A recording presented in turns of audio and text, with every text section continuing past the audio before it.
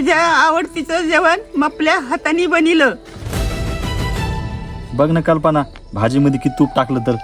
अहो असं नका बोलू, आईन जर ऐकलं ना त्यांना वाईट वाटल. त्यांना एवढं प्रेमान तुमच्या वाढदिवसाला बनवलंय. प्रेमाने केलं तर दुखणं आणू, याला बघूनच मग पोट भरलंय. कल्पना, याला काय झालं? ते काऊन गेला? काही नाही सासूबाई, त्यांना अर्जंट काम आलं म्हणून गेले ते.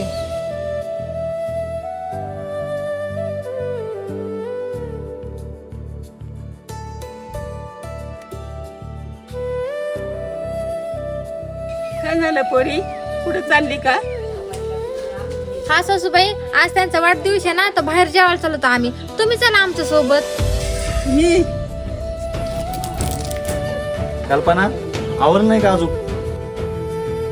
अरे लवकर चल, लय उशीर व्हायला लागलाय. अहो मी हे म्हणत होते की सासूबाईला घ्यायचं का आपल्या सोबत? आईला? अरे आईला तिथलं वातावरण बरोबर नाही वाटणार. आणि हा, अरे आई कांदा आणि लसूण सुद्धा खात नाही. आई नाही.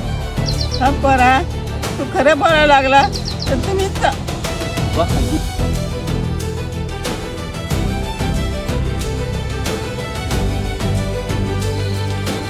अहो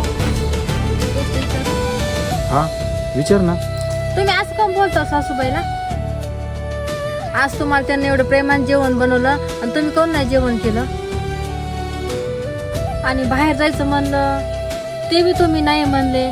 तुम्ही त्यांचा मुलगा आहे, त्यांना चांगलं वाटलं असतं. मुलगा व्हायचं म्हणलं ना, आईच्या पोटी जन्म घेतला ना, तसं वागावं बी लागतं. कल्पना, तू खरं बोलावलीस. खरंच मग आपल्याकडून लय मोठी गलती झाली.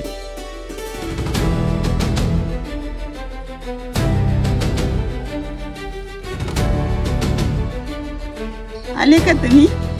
आज कसा गेला तुमचा दिवस? चांगला गेला आई. आई, मग आपल्याकडून लय मोठी गलती झाली.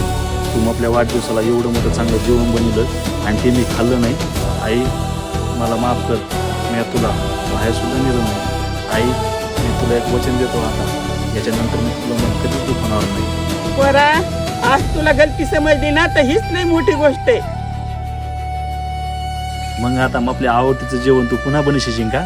नाही, मी उद्या सगळ्याचं पसंतीचं जेवण बनविणार आहे. धन्यवाद सुनबाई, माझ्या पोराला पोरासारखं वागा शिकलं.